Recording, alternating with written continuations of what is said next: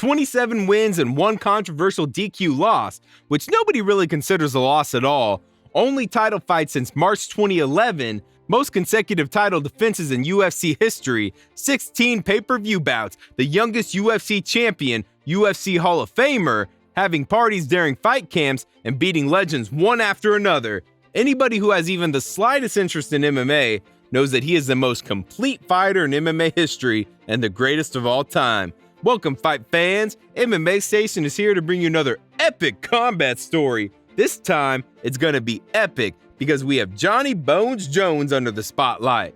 Jonathan Dwight Jones was born in Rochester, New York in 1987. He was the youngest of 4 kids, and his father, a pastor, was aiming for him to follow in his footsteps. His older brothers took the American football path, and little John started the same path, playing as a defensive lineman for a while. That was when he got his nickname. Because of his skinny legs, his coach called him Bones. It turned out that little John was doing wrestling far better than football. He became a state champion in high school, and afterward won the National Junior College Athletic Association National Championship shortly after transferring to Morrisville State College and studying criminal justice. Jones dropped out to pursue an MMA career. The young Jon Bones Jones entered the pro MMA scene in Massachusetts in April 2008, kicking down the door. TKO win in the first round, only 1 minute and 32 seconds after the judge said fight. After his debut, he ran through 5 more opponents, finishing all of them, and only 2 managed to pass the first round. That's when the ticket for his future home came. On August 9, 2008 in Minneapolis, Jon Bones Jones made his first step in the UFC octagon. First on his way was Andre Guzman. After 3 rounds of intense fighting between both debutants, Jones secured a unanimous decision win. Who would have thought that this was the first step of one of the most outstanding UFC records of all time?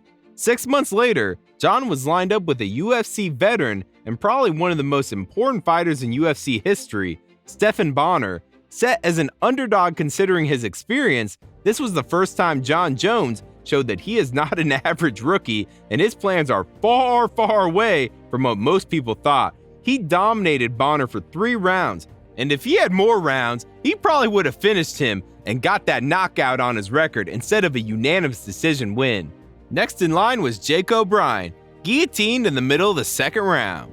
Having 9 wins in a row, Jon Bones was set to fight Matt Hamill 5 months after his last win. This fight is the only loss on his record, as he was controversially DQ'd for illegal elbows in the first round while he was trying to get a finish over the almost helpless Hamill. To this day, nobody, including Hamill himself, considers this fight as a real loss. Recently in an interview, Dana White said that this should be removed from Jon's record as it is simply absurd and just messing up his legacy.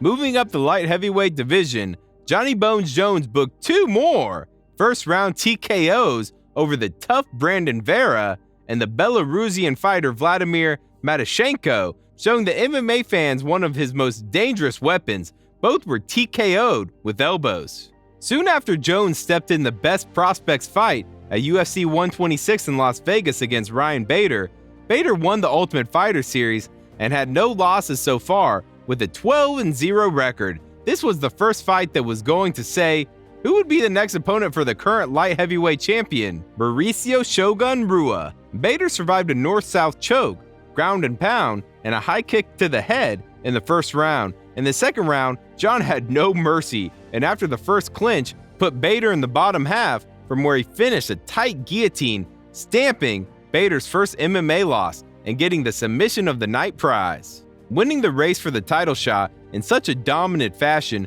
put a lot of eyes on Jon. His title fight was settled only 1 month after Bader's fight.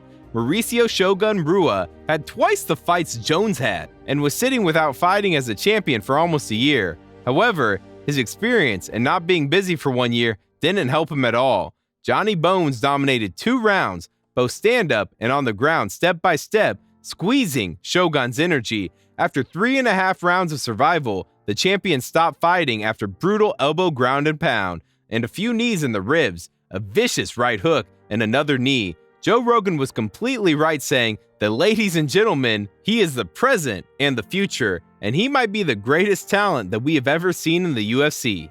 From that moment on, Jon Bones Jones started his remarkable light heavyweight title defense record. First in line was Rampage Jackson in September 2011, who managed to survive 3 rounds and got choked with a rear naked choke in the 4th round.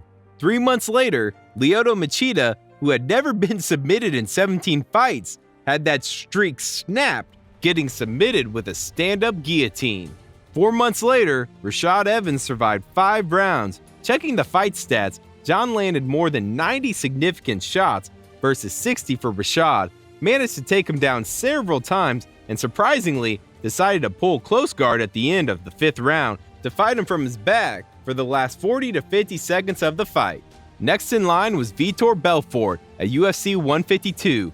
Belfort stepped up as an underdog and made the crowd go crazy when he locked a tight armbar in the 1st round, which caused problems for Jones. He managed somehow to defend himself and escape. After pushing Belfort 2 more rounds, he took him down at the beginning of round 4, passed his guard, and after seconds of pure control, tapped him with an Americana lock, a spectacular finish considering that Belfort is a legit jiu-jitsu black belt. Jones was going at an insane pace. 7 months after the Belfort fight, he ran through Chael Sonnen, smashing him for 4 minutes and 33 seconds with a TKO. Later the same year, Jon was set to fight with Alexander Gustafsson for the first time. The fight happened in Toronto, Canada, and was the first one where Bones was tested beyond his limits. It was a 5-round pure war where both fighters left everything they had and something more. Later, this fight won the Fight of the Year award and is considered by many as one of the most epic battles in UFC history. If we stop for a while and just count Jones's fights from winning his contender title fight with Bader in February 2011 to defending his title by breaking the record for most consecutive title defenses against Gustafsson in September 2013, we will see something remarkable, which probably will never happen again in the UFC world. Jon Bones Jones fought 8 times in the course of only 3 years, where he got 4 in a single year. Looking at only these facts would be enough for light heavyweight GOAT status, but it was only just the beginning of his story. After having 5 exhaustive 5 rounds with Gustafsson, and only 7 months later, Jon had another 5-round fight with another legend and future champion, Glover Teixeira. This time he was dominating the whole time and won all rounds, pushing Teixeira to his survival limits and making him search for his mouthguard in the cage several times. In January 2015, Jones was set to defend his light heavyweight title for a record-breaking 8th time against his biggest rival of all time, Daniel Cormier. There was a lot of noise around this fight, and both fighters exchanged some bad words and threats. The first punches were exchanged during one of the stare downs. However, in the cage, Jones showed everybody that he was the better fighter and won by unanimous decision victory. Next in line was Ovince St. Preux, who stepped in to replace the injured Daniel Cormier. Jon dominated all 5 rounds, got a few takedowns, and got to a mount position in the championship rounds, another title defense, and moving to 9 consecutive title fights with a successful outcome.